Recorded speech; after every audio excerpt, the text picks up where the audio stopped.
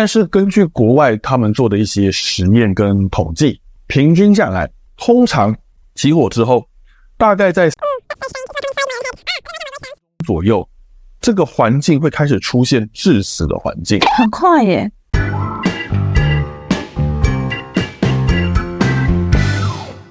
Hello， 大家好，我是93先生，很高兴你继续收听这个频道，让你朝安全又迈向一步。嗨，我是晶晶。大家晚安。晚安。好，那么我们今天呢，跟大家聊一聊及早发现火灾这件事情的重要性。我们要能够及早发现火警，就是要安装助警器。前面早期的时候，其实有很长一系列的节目在告诉大家助警器这个东西该怎么挑选该怎么安装。但是如果各位没有意识到它其实是非常非常重要的东西，那我们教大家如何安装，其实你就是不会用到它。在台湾，死亡火警最常见的时段是凌晨的3点到6点。那这个时段火警次数不多，但是只要一发生，几乎都会死人。正常状况下，我们人在凌晨3点到凌晨6点这段期间应该在干嘛？睡觉。都在睡觉。这是你一天当中呢警觉性最低的时候。半夜我在睡觉这个火从哪里烧起来的，什么时候烧起来的我都不晓得。那它甚至烧到什么时候才会让我知道，我都不知道。我半夜在睡梦当中我哪一个感官会最敏锐，让我先察觉到火警？其实很多人会以为是嗅觉，因为呢很多那种生还者都会讲说我半夜睡觉睡到一半，然后我闻到烧焦味。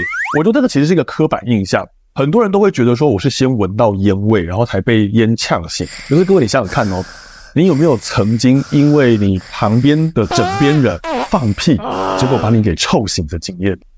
但是如果你枕边人忽然间打呼，忽然间磨牙，或者忽然间讲梦话的时候，会被吵醒？你会被吵醒。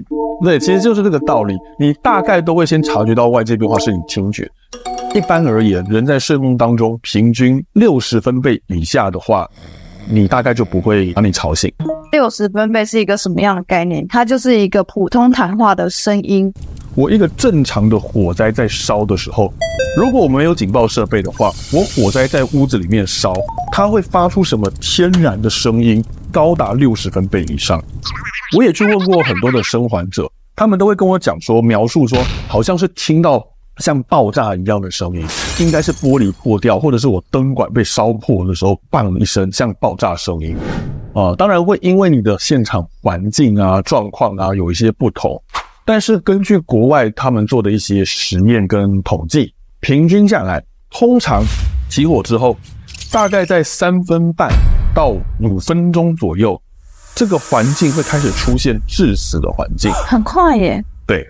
那我们刚刚讲的玻璃破掉的声音，这个一般的玻璃，它要到会破裂，温差大概起码要100度左右。所以外面假如说是30度的话，它里面大概超过130度，它就会那就很有可能。我起码要100度的温差，那就代表我室内这个温度已经超过了至少有100度了。你有办法穿过这个环境？连待都不行。假设你家里没有任何警报设备，在我玻璃破掉之前，我可能温度就已经达到会让我受伤的程度了。等到你玻璃真的破掉，发出声音把你吵醒的时候，你老早就超过了你能够忍受的这个环境了。对，100度的温度你要怎么进去？你要怎么穿过那个位置逃离现场？所以其实这是我们会跟大家讲的，为什么及早发现那么重要，为什么火灾警报器那么重要。不管你今天打算逃还是打算要灭火，你没有火灾警报器让你及早发现，可能发现到火灾时你根本来不及逃了。可能你发现火灾时火势已经烧大了，也不是你手上的灭火器能够去处理的火势了。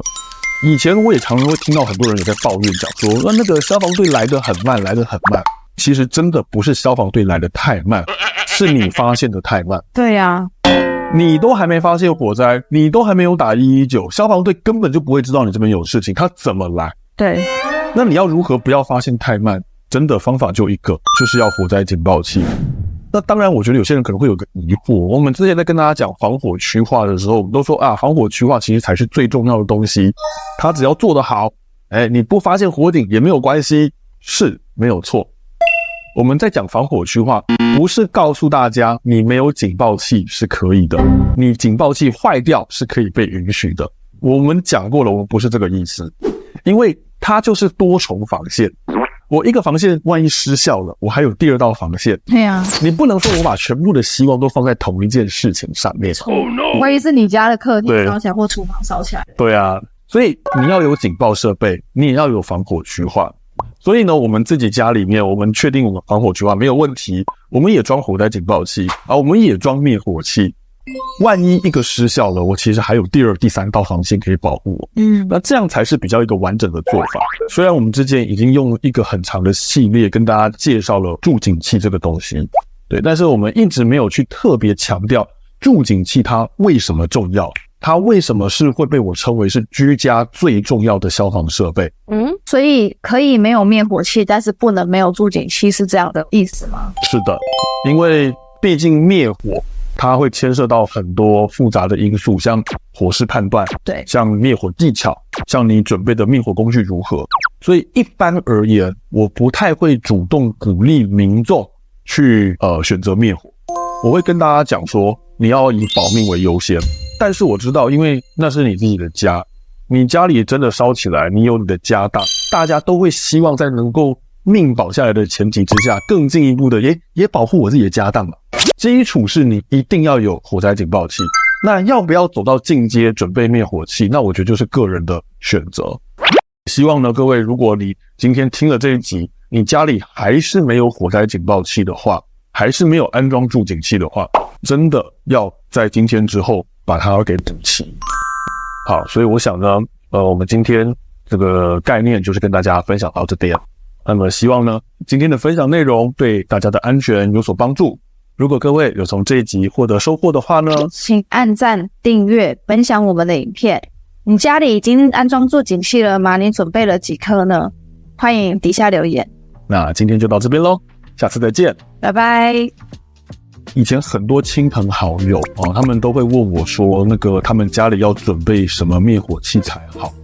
好，那我都会跟他们讲说，可是我想先问一下，你家里有没有火灾警报器？有些人被我这样一问，会觉得有点疑惑。我在跟你讲灭火器你怎么会去跟我讲另外一个东西？关联可大了。